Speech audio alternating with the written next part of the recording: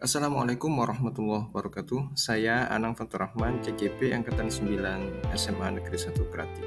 Pada kesempatan kali ini akan memaparkan tentang koneksi antar materi modul 2.1 tentang pembelajaran berdiferensiasi. Definisi pembelajaran berdiferensiasi adalah suatu pendekatan pembelajaran untuk memenuhi kebutuhan belajar murid. Artinya, pembelajaran yang kita lakukan dengan tujuan untuk mendukung semua murid di dalam kelas kita. Anak-anak kita punya minat dan bakat yang berbeda-beda, termasuk kesukaan yang bermacam-macam. Oleh karena itu, kita sebagai guru seyogyanya untuk mendesain serangkaian kegiatan pembelajaran yang memfasilitasi semua kebutuhan murid, sehingga tercipta pembelajaran yang menyenangkan bagi murid-murid kita. Bagaimana penerapannya di kelas? Maka agar dapat melakukan pembelajaran berdiferensiasi, guru harus memahami tujuan pembelajaran, mengetahui dan merespon kebutuhan belajar murid, menciptakan lingkungan belajar yang mengundang murid untuk belajar, melakukan manajemen kelas yang efektif, dan melakukan penilaian berkelanjutan.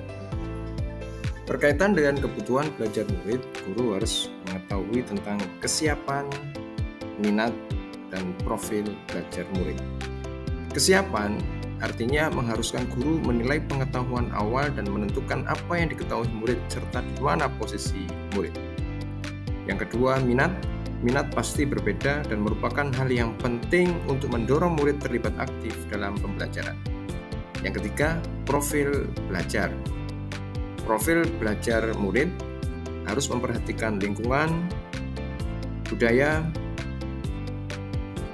gaya belajar, dan juga kecerdasan majemuk yang berbeda antara murid satu dengan lainnya. Strategi mengetahui kebutuhan murid dengan cara mengamati perilaku murid-murid, mengidentifikasi pengetahuan awal, mereview dan melakukan refleksi terhadap praktik pengajaran, berbicara dengan guru murid sebelumnya, membaca raport murid di kelas sebelumnya, dan menggunakan berbagai penilaian formatif dan diagnostik. Sedangkan strategi untuk mendiferensiasi pembelajaran dapat dilakukan dengan cara diferensiasi konten, diferensiasi proses, dan diferensiasi produk. Kita dapat memilih 1, 2, atau 3 cara dalam menerapkan. Diferensiasi konten berkaitan dengan apa yang kita ajarkan seperti materi, konsep, atau keterampilan yang perlu dipelajari. Diferensiasi konten ini mendiferensiasi konten bisa dilakukan dengan membedakan pengorganisasian atau format penyampaiannya, bukan mengubah atau menurunkan standar kurikulum. Diferensiasi proses, kegiatan yang memungkinkan murid berlatih dan memahami atau memaknai konten dengan cara membedakan proses yang harus dijalani oleh murid.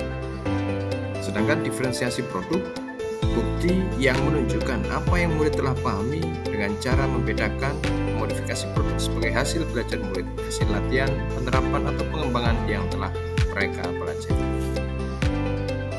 Keterkaitan modul 2.1 dengan modul-modul lainnya antara lain, untuk dapat melakukan pembelajaran berdiferensiasi, guru berusaha memenuhi kebutuhan belajar murid sesuai dengan kodrat alam dan kodrat zaman berdasarkan filosofi Ki Hajar Dewantoro.